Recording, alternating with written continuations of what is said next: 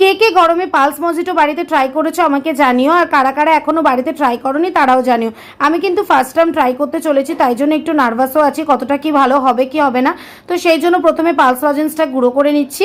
ভালো করে গুঁড়ো করে নেওয়ার পরে দেখো পাতিলেবু কেটে নিচ্ছি, স্লাইস করে দুটো টুকরো কাটবো গার্নিশিংয়ের জন্য, আর অর্ধেক কেটে নিয়েছি পাতিলেবুর রস দেবো বলে, আর গ্লাসের মুখেও কিন্তু একটু পাতিলেবুর রস দিয়ে লজেন্সের গুঁড়ো লাগিয়ে দিয়েছি। আর আমার এই ভিডিওটা তোমরা কোথা থেকে দেখছো অবশ্যই কিন্তু কমেন্ট সেকশনে জানিও, নেক্সট ভিডিওতে তোমাদের নাম কিন্তু আমি অবশ্যই নেব। এবার দিয়ে দিলাম বরফের টুকরো, তার আগে দিয়ে দিলাম পাতিলেবুর রস, এবার দিয়ে দিচ্ছি পালস লজেন্সের গুঁড়োটা একটু বেশি করেই দেবে, আর দিয়ে দিচ্ছি লেবুর স্লাইস, এবার দিয়ে দিলাম ঠান্ডা ঠান্ডা স্প্রাইট দিয়ে কিন্তু ভালো করে চামচ দিয়ে গুলে নিচ্ছি। অল্প করে বরফ দিয়েছি যেহেতু মামার পুচকি খাবে। এবার পুদিনা পাতা উপরে দিয়ে কিন্তু আমাদের পালস মজিটো কিন্তু একদম রেডি হয়ে গেছে।